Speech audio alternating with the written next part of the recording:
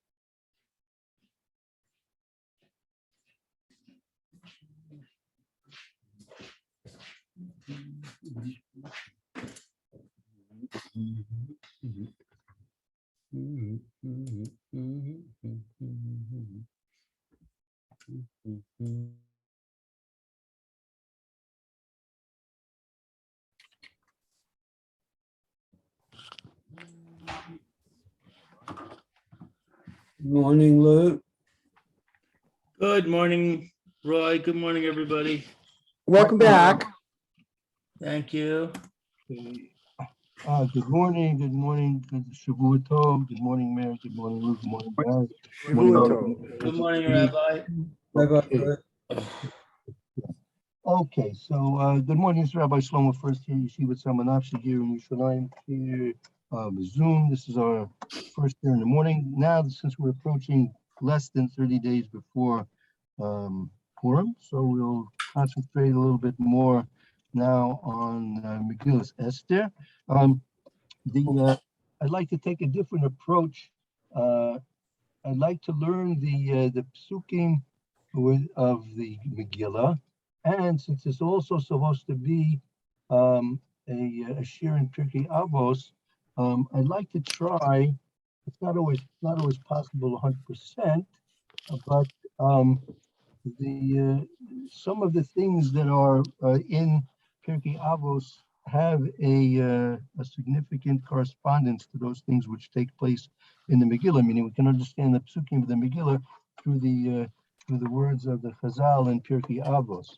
So, in order to do that, I think it's gonna be a little bit difficult, because depending on what type of a Pirkei Avos you're using, the Mishnah sometimes may not be exactly the same in all cases. I would suggest, because I want to use this, in a sort of a uniform fashion. If you, for those of you who have the Art Scroll Siddur, I think that's pretty standard. The listing of the Mishnah is there. So if you have your Art Scroll Siddur that has if it's a Shabbos, usually have the Pirkei Avos there in the Art Scroll Siddur. But if you use another Pirkei Avos also, we'll probably be able to find it more or less pretty soon after that. So what we'll probably do is read the pasuk in the Megillah, try and understand Pashat Pshat, and then try and see how some things of the Chazal in Pirkei Avos help us get a different insight into the pasuk. So with that, let's begin, and we'll see how it shapes up. Mitzvah Hashem. Let's see, who would like to do the reading? I do. And from where are we reading? Sorry, I was there when you. Okay, so we're gonna start with the Megillas Esther, right? Yeah. Megillas Okay. Esther. All right. Vayehi b'mei Achashverosh, and it was in the days of Achashverosh, who Achashverosh Hamelech, he was the king. Right. Mahodu ad Kush, from Hodu to Kush. Sheva ve'esrim umeya Medina, and it was 107, 127. 127. Exactly. 127 counties or countries. Medina's regions or countries. All right. Regions. Okay. All right. So, very good. So now if you take, this is easy to find because go to the very last mimer in Pierke Avos. See there. In the It's Perek very Vav. last mimer in Mishnah. Yeah, Mishnah is Pierke Avos. Perek Vav. Above. The last Mishnah in mine it's Yud Aleph. I'm not sure if it's that exactly yours. The same. Rabbi Hanina? That starts with the no, one before that. That's the Sikkim. That's the Sikkim of the Right. Which one? Kol Mashabara? Exactly. Very good. That's Okay. it. You have What is there? it? Kol Mashabara. Kol Mashabara? Right. Yeah. Mhm. Kol Mashabara. Page 586 in Art Scroll Siddur. 586, Right. right. Very good. Perfect. Very good. I have the same edition. Very good, Roy. Thank you. So we will Kol Mashabara HaKadosh Baruch Hu, all that Hashem blessed. created. Right. Bora is He created. created the world. Baruch Hu ba'olama lo bara ella lichvayda. He did it only for his own glory, Exactly. his Right. own covet, right? That's what it's good. Right. Shenamar, because it says kol hanikra bishmei ulichvoidi barasiv. All that's called by my name, it is for my glory. Asisi, that I made it. Va'omer, and it says Hashem yimlach le'olam va'ed, and it says Hashem shall reign forever. Okay. Very good. Now, how can we correspond this very first mimer of Pirkei Avos to this very first mimer of the very first pasuk rather of Megillas Esther to this very last statement of Pirkei Avos? What kind of correspondences do you I don't see a correspondence. Okay. Hashem, I think it's this is talking about Achashverosh. Achashverosh is a king, and Hashem is king of the universe. That's a connection, but I don't see anything else. I think here it is that Ahasuerus is taking the covet for himself for what he's ruling over, and he's negating. He's not even thinking about Hashem. He thinks it's for his glory. Hashem. He was obviously whatever he was doing, he was acting for his glory. But really, what really was happening was it really was for Kadosh Baruch Hu's glory. Meaning, in the end, whatever Ahasuerus did and whatever he achieved, and what he achieved was to be the king over Mehodu al Kush, right? And there's some say that was the whole existence of that was civilization at the time. It was ruled over the whole world at the time. So he was doing things for his own glory, but really everything that was really done was for the covenant of Hakadosh Baruch Hu, and that's the final, the Persumi Nista, which we celebrate in the reading of the Megillah, is in fact a tremendous acknowledgement and celebration of the glory of Hakadosh Baruch Hu. So we're saying that HaKadosh Baruch Hu was manipulating everything that happened That's right. That's right. with Achashverosh? Correct. Exactly. 100%. Mm-hmm. Oh, okay. So that's one thing we can say. So let's go on to the next verse, next pasuk in the Megillah. Vayomim hahem, in that day, Kisheshevet Hamelech Achashverosh, that Achashverosh was sitting al kisei, on his throne, Malchus of his kingdom, Asher b'Shushan Habira, that it was in Shushan, the capital. Right. So Okay, those days, so he's sitting on his throne. right. Okay, So on this, I want to make a point here about Kisheves Hamelech al Kisei, meaning that he was sitting. The pasuk makes a special point that it was sitting on the throne, Malchusa. So if you take a look in the art scroll there in Perek basis on page 552, on page 552, and that's the second Perek and Mishnah Ches, the eighth statement there of Pierke Avos. yes. Okay. Right. Perek base. Who haya Yes. Omer? Exactly. Very good. Who haya Omer?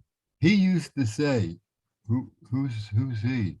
This is referring to Okay. the statement of, I'll tell you in a minute. This is a statement of Hillel. Hillel. Okay. When you Who say are you? the eighth statement, what you're talking about, Mishnah 8 of Perek 1? Yes, Perek 2, second chapter. Second period. Okay, thank you.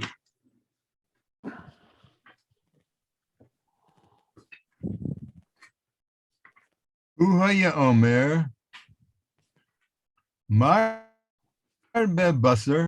The more flesh, Marbe Rima, the more worms.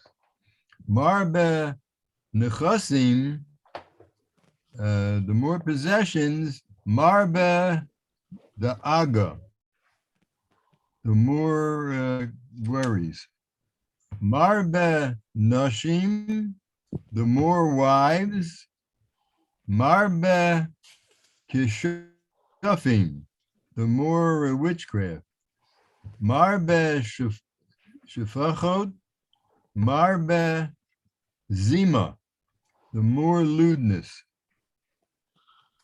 Marbe Avodim, the more slaves. Marbe Guzzle, the more theft. Marbe Torah, Marbe Chayim, the more Torah, the more life. Marbe Yeshiva, the more sitting and studying. Marbe Chachma, the more wisdom. Marbe Eitzah, Marbe Tuvuna, the more understanding. Tuvuna, like Bina. Same root as Bina. Right. Marbe Tuvuna. Exactly. Yep. Marbe, is that right?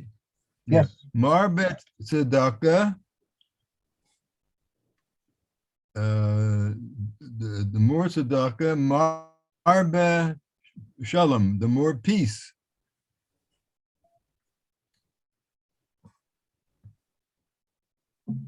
Let's see where we are. My base.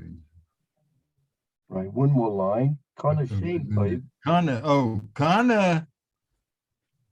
Kana Shem Tov, one who has gained a good name, Kana La'atzma, has gained for himself. Kana Lo Divrei Torah, one who has gained Torah, Kana Lo, he has gained for himself, Chaye Ha'olam Haba, he's gained the world to come. Okay, very good.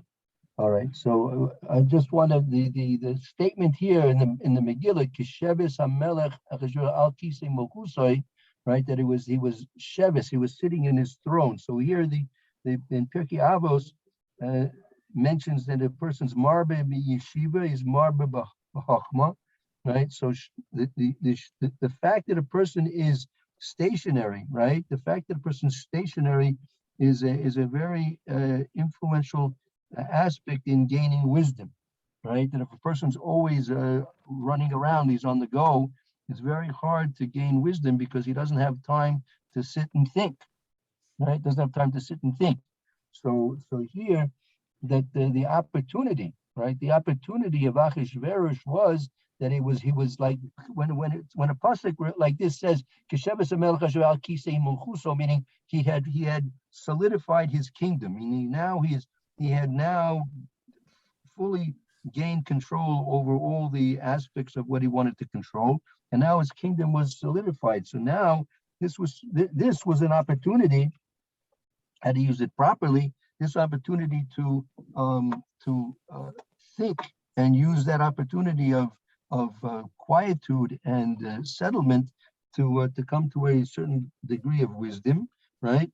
But Achashverosh, as we're going to see as we go through the Megillah, the Gemara in Masechtas Megillah says that really, as much as Haman hated Klal Yisrael because he was an Amaleki, Achashverosh had more hate for Klal Yisrael than even Haman did, because really the Klal Yisrael and what was hoped that there would be a binyan Beis Hamikdash, that would be a direct threat to his kingdom, right? That was a direct threat to his kingdom. So he had very strong reasons why he should not want to bear the Jews and keep them around. So we'll see more about this. But really, had he come to the conclusion, right? Because originally his predecessor had allowed and began the building of the Beis Hamikdash again in Yerushalayim, and Achashverosh was the one who put a halt to the building of the Beis Hamikdash. So instead of using his opportunity of quietude, of solidification of his kingdom, and the rest, and the opportunity to gain chachma, he unfortunately didn't do that, and eventually brought about. Hashem was not going to let this go by without a change in history. So Hashem necessarily so had to change history for the sake of the rebuilding of the Beis Hamikdash. Okay, let's go into the next. If he would have, go ahead. does that mean, Rebbe, that if he would have helped rebuild, if he would have given the funds or whatever he would have to do so that the construction could continue, he would get a schus for that. He would have a very He would big get a schus. reward from Hashem.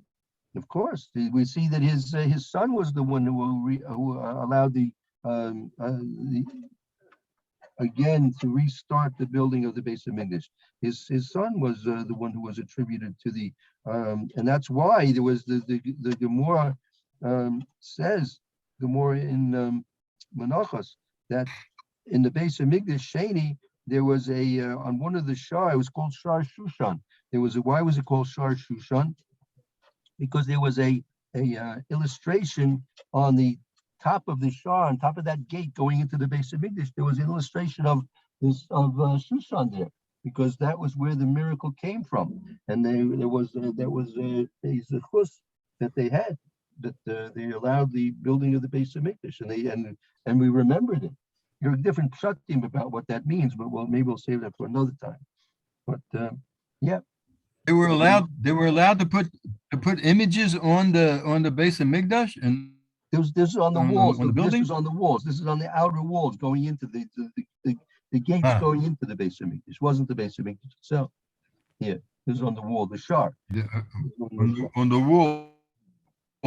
Okay. Right. Okay, let's go and see the next pasuk. Bishnas shlosh lamalcho. The Shnas in the year, the third year, Shalosh, Lamalko, on the third year of his reign, Asa Mishte L'chol Sorov. He made a banquet for all of his princes, Vavodav, and all his servants. Chel, Horas, and the army of Persia, Umidai, and Media, Haforatmin, the nobles, the Sare Hamedinas Lefanov, and all the princes before him, Very good. his court, I guess. Right. Well, he invited all the people from all his vassal states to come to this. All his provinces, Right, all the leaders of all the. 127 provinces. That's right, and the Mefarshim say this was actually a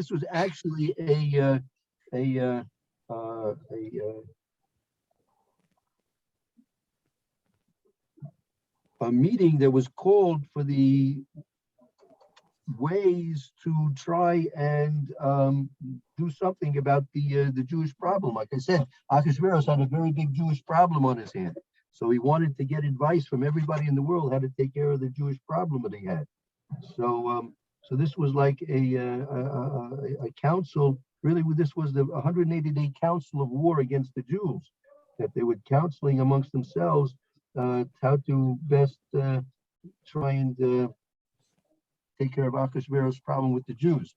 But we'll go into that as we go further on in the Megillah. So, but right now, with the Osa Mishtes. So if you take a look in the third chapter of Pierke Avos, in the third Mishnah there, that's on page 557, chapter 3, Mishnah 3, right? 557. Okay. Wow. Perek Shlishi. Perek Shlishi, Perek Maimer, Mishnah Gimel.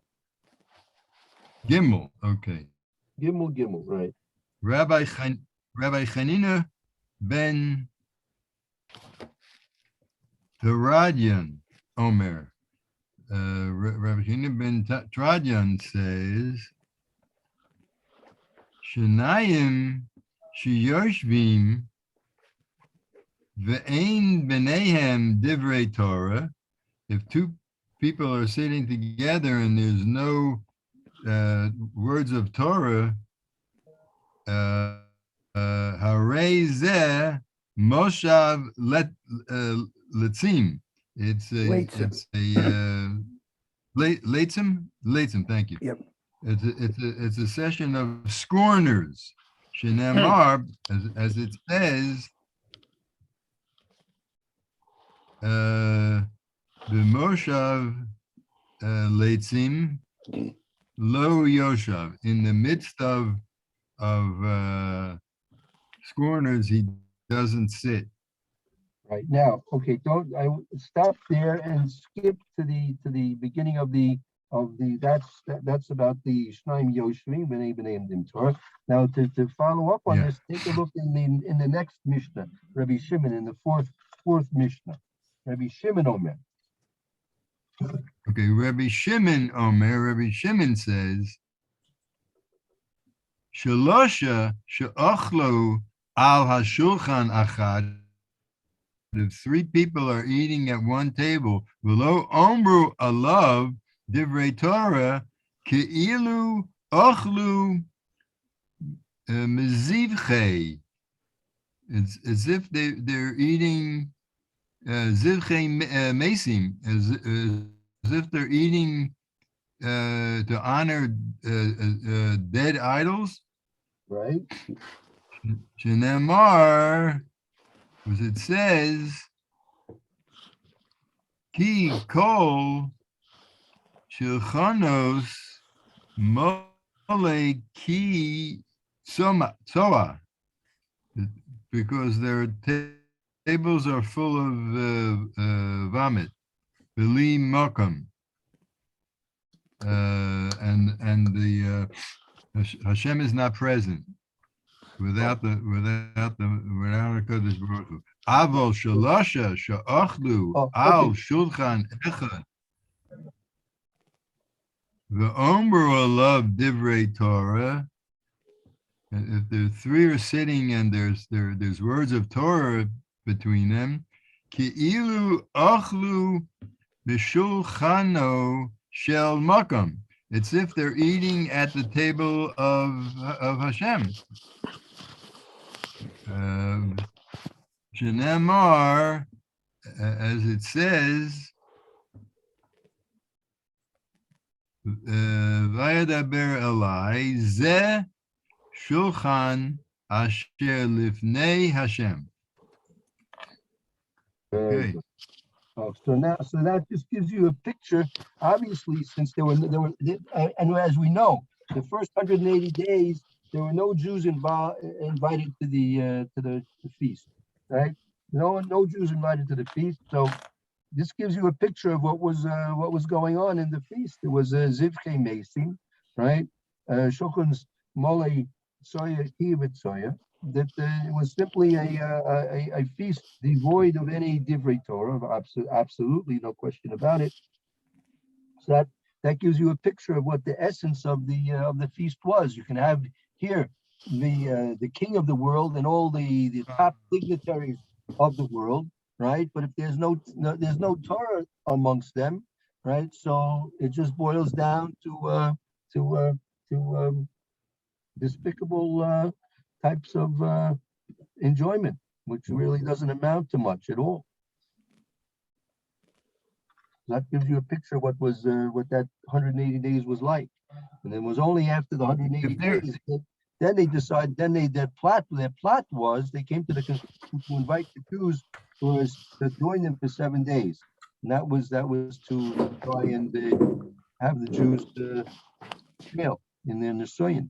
We'll get to that as well sooner or later. Well, I'm not clear on that. Why did they invite us at the end? Right, because the first 180 days was a council to try and figure out what to do with the Jews. You can't invite the people you want to you can't invite them to that. I see. Yeah, can't invite them to that. You know, if you do the math, there's 127 provinces. So if each province sent 100 people to the banquet, there would be 12,700 people. Could be. Yeah. So even if they only sent 50 people, it would be 6,000. Right. 350. It'd be 6,000 people at a meal. That takes a lot of food and a lot of wine, right? Yeah. Yeah, for 180 days. That's right. And you had to come in as hungry as the next day as you went out to their last day. You have to come in can you imagine trying to be hungry for 180 days? Oh my goodness.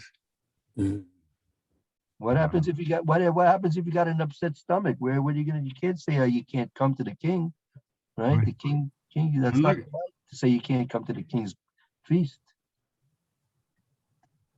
Okay, let's see the next verse. That'll bring us to verse Pasuk Dalid. In the Megillah. Yep. Okay. Bahar also when he showed at Esther Kavod Malchuso, when he showed all the riches of his kingdom, the Es Yukor Tiferes Gedulaso, and all the majesty of his wealth. Yomim Rabim Shemonim Umea Yom, 180 days. Wow. There you are. Now, so it says, what was? It's amazing. He didn't, and imagine how rich he was. Yeah, well, he was the king. He didn't have to be rich. He just He took couldn't. everything he wanted. He just took. You don't give to the Wow. king. Oh, I was thinking eventually he would max out his credit card, but I guess not. No, that's right. So his intention was right. His intention was to show his wealth and his glory of his kingdom, Mhm. right? But we see that from what we learned previously, that Pierke Avos to say if there's not going to be any divrei Torah there, it's going to be like they're just simply right. Amazing. It's simply just waste and disgustingness. And so now, What were we doing? Why, Rebbe? What bothered him about us? What were we doing? no, we We're minding our own business. No, but we represent Jewish people represent kedusha, right? We represent kedusha, and Tuma has an aversion to kedusha. There's an automatic aversion, right? From Tuma to kedusha. So now, what we we want to contrast this. That's what it means. It's in their bones. Right. So now, It's in their bones. that's right. That's right. It's a natural type of a thing. So if you go to page 582, in there, if you have the Art School edition there. So, in Mishnah 582, the Mishnah Gimel, you see Mishnah Gimel, it's a long Mishnah, so I want to just jump to the point we want to talk about. It says, it's 3 lines from the bottom. It says, Ein covered Ela Torah. Which parak? Perik Vav, and in this, it's the end of Mishnah Gimel. Might be a little bit different depending on what edition you have. Sure. The ain't covered Ella Torah. There's no honor except for Torah. Shenemar covered Hachamim Yinchalu. Right. It says in a pasuk, And the wise should inherit. The wise should inherit honor. right, honor, exactly. So you see from this that true covet is really, or anything else that's thought to be glory or honor, honorable or gloriful, it's really not substantial. The only substantial covet is that of Torah. So here Achashverosh was trying to show his wealth and his honor, the glory of his kingdom. But if it's lacking Torah, there's really, in essence, there was no real honor there. It was simply something he was doing for himself, simply to show his greatness. But that's something which doesn't last very long. The honor which Torah gives to a person, or the honor that is given to a person as Torah, that's something eternal. Okay, let's see the next pasuk Hey in the Megillah. Pasuk Hey. Uvimloch Avos Hayomim, and when those days were finished, Ha'ele, Asa HaMelech L'chol Ha'am Hanimtzaim B'Shushan Habira. He made for all the people in Shushan Lemigdal Va'ad Katan, for everyone, great and small, Mishteh Shivat Yomim, a banquet for 7 days. B'chotzer Ginat Bitan Hamelech. He made a banquet in the garden of the king's orchard. Okay. Wow. Oh, so this was the small one for the Jews. Right, This is where we got invited. exactly. That's because it said Kol Ha'am. Ah, He didn't make it specially for the Jews. He didn't want to be so overt as to make a special everyone. feast for the Jews. So Yeah. everyone there in Shushan, which is the capital city. So now everyone in the capital city had to come to his party. Now you can't say no again. You can't say no to the king. It's very dangerous to say no to the king, even though Mordecai said they shouldn't go. Right, and they still insisted that they would go anyway, but they went. And but here, it's the king made this special. He made this special for all the people there in the capital city of Shushan in order to entice the Jews to sin.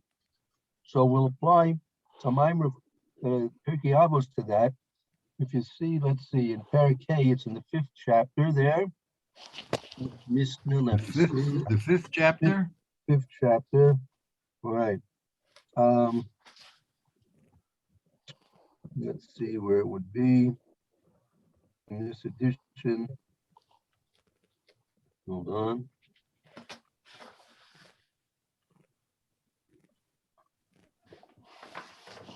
It's on page 576, page 576. 576. 576. It's in Mishnah Chaf Aleph 21. Chaf Aleph. Kol Hamazakeh et Harabim. Whoever influences the masses,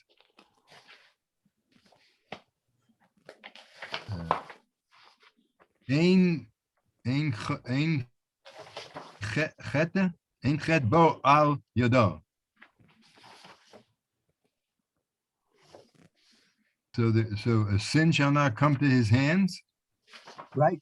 Anyone who's gonna Yeah. benefit the masses, he won't fall into the hands of sin.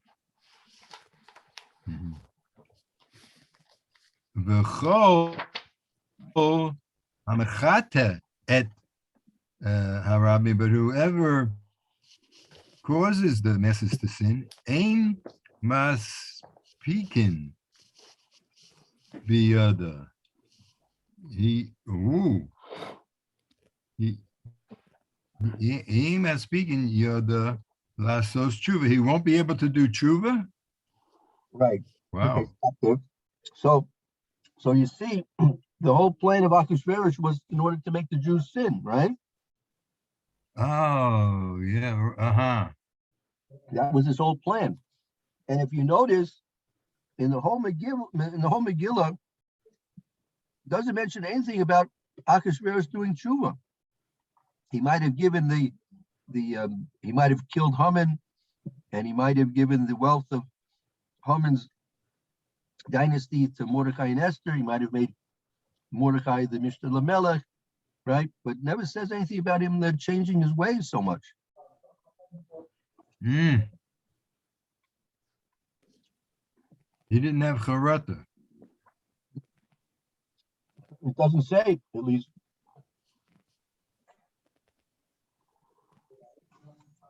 Okay, let's see the next verse on Pasuk Vav.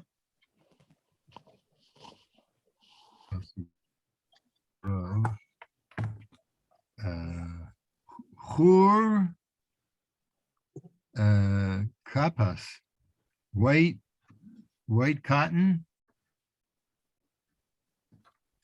utecheles, and blue achuz, bechavle boots, v'argaman. They were embroidered with linen and purple fabric.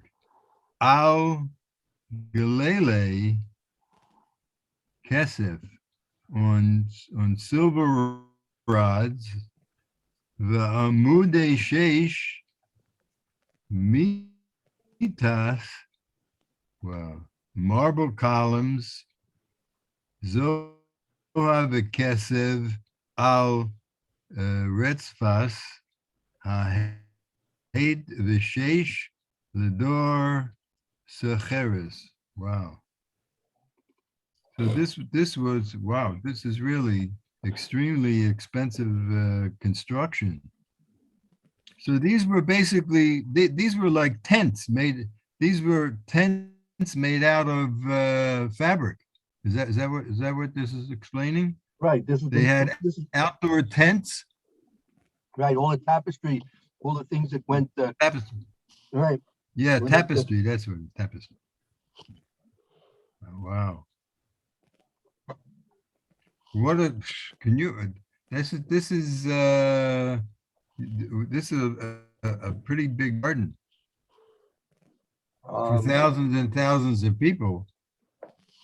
right. Oh. Now,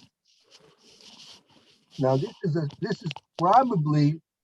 is probably a description of what was at that last party of 7 days. He didn't say anything about these things at the first party, right?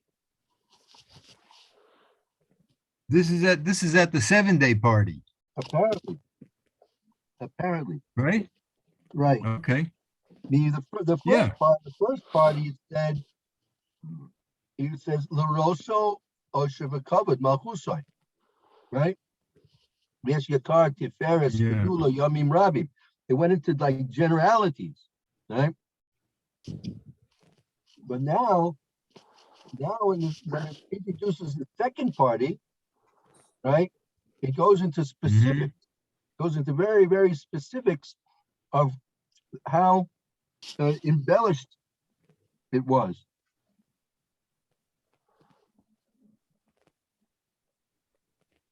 Oh, you would think that the noblemen that were invited to the first 180 days, you would think they would get all the fancy stuff. Right. But here, when it's the regular people off the street, now we get a whole description, right? Right. That's what Rebbe's saying. That's right. Okay. Mm-hmm. Okay, let's go to the next pasuk. Zion. Yes. Okay. The Vahashkos Bichli Zahav, and they drank from golden kalim, the kalim mikalim shanim, the kalim mikalim shanim. The all the vessels were different. Shanim, it could The be different. yain, Maybe it could also be old as well. Could be different ones or also old ones as well. Old. But both fit in. Okay. The yain malchus rav biad hamelech, and the king's wine was plentiful, according to Kidei Amelech, the bounty of the king. Right, so you can, there was a lot of wine there. It was very good wine too, right? I can imagine. But we don't, but were we observing at that time not to drink Goyish wine? That's a good point. There was a gezerah. Well, yayin, that's a gezerah. Whether or not we did that, not sure, not sure. Mhm. Another question is if it was a 7-day party, that means it was on Shabbos too. Yes, that's also true. As a matter of fact, Oh, I wow, remember- you're right. That's right. Yeah.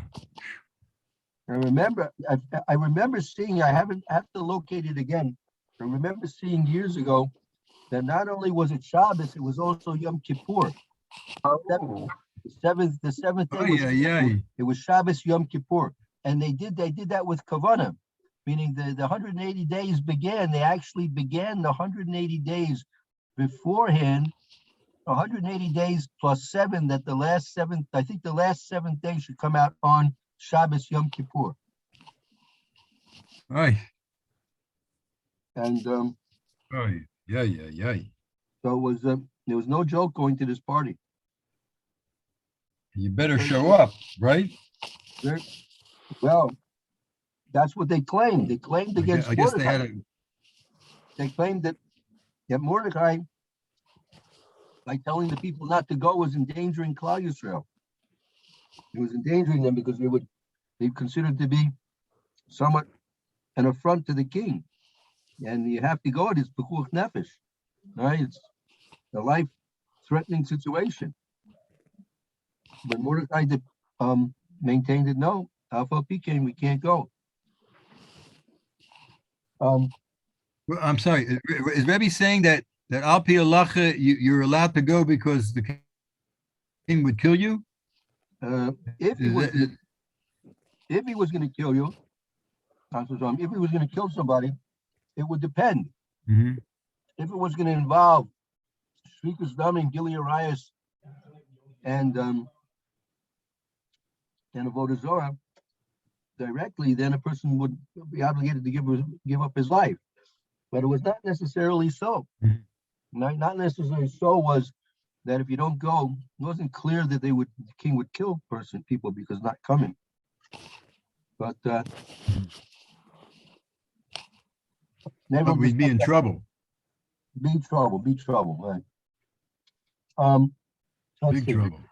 To correspond this with Pirke Avos a bit, let's take a look in again in the 5th chapter. Where is it? Chapter Perek Hay. Yeah, let me find where it is. Um,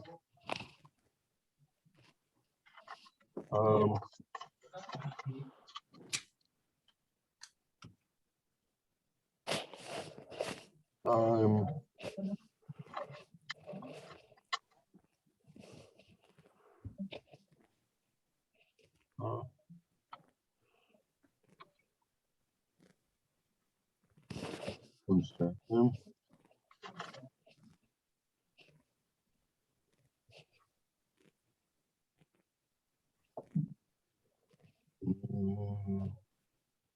Hold on.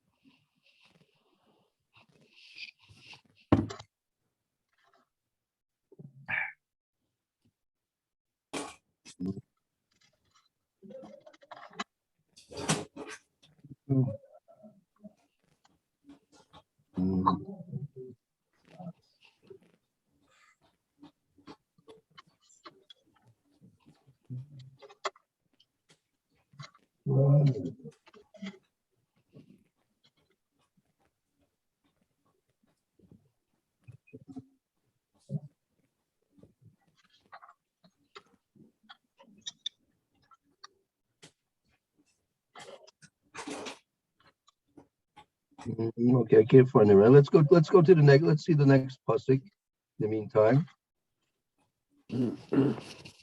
We'll get back to that.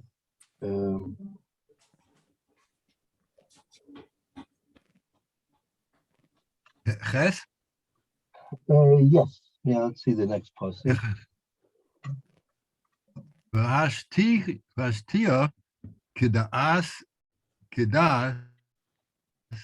kadas ein ones ki chen yesod hamelech.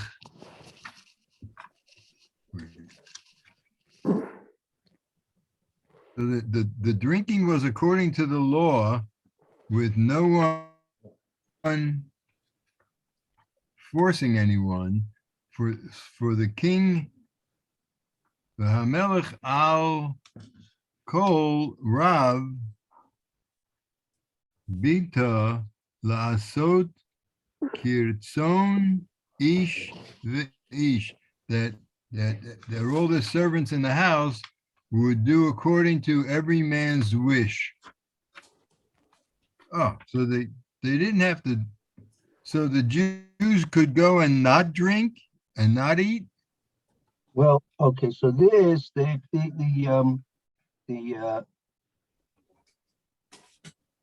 Mefarshim explained that it's based on the Gemara that Mordechai was there, even though he told people not to go, but Mordechai was the mishkiach. There was hashkacha, right? So He was in the kitchen. to a certain extent, He was in the kitchen making sure it was kosher. Yeah. Yeah, that's right. Okay. So he was watching out as much as possible to try and make sure that things were as possibly kosher as could be.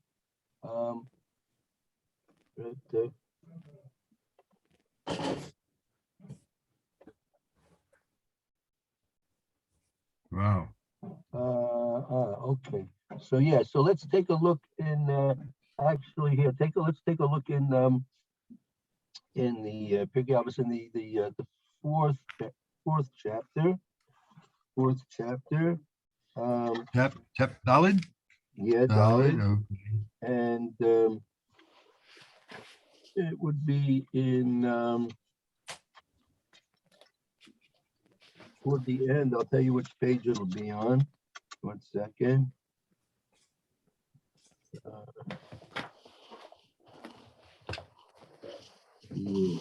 Right. Chav Vav.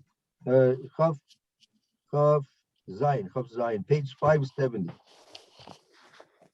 Of Zion. Okay. Of Zion 27. Rebbe Meir says, Al tistakel b'kankain. Don't look at the vessel. Ella b'ma sheyesh bo, but what's in it? Yesh kankon chodesh malei oshan. There's new vessels filled with old wine.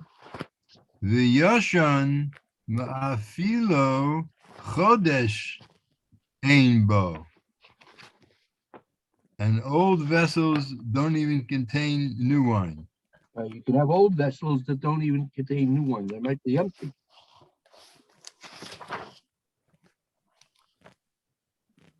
Okay. So, What does that mean?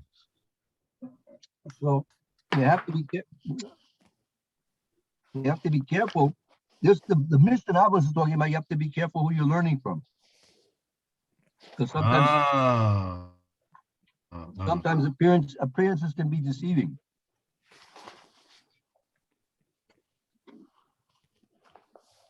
So you could have a young person who's filled with wisdom from true old wisdom, and then you could have a very impressive old-looking Rebbe who bankrupt. Is that what that means? That's right. You have to see what's inside. You have to see what's going on inside with the person. And that'll be your guide in how you should behave and learn from. Okay, well, I see it's 10 o'clock. All right. Oi. So let's take a break. We'll have to stop here. Roy, have a good afternoon. We'll see you tomorrow, Mr. Shem. Yeah, man, yeah. Okay. Okay, And Roy. we'll be back learning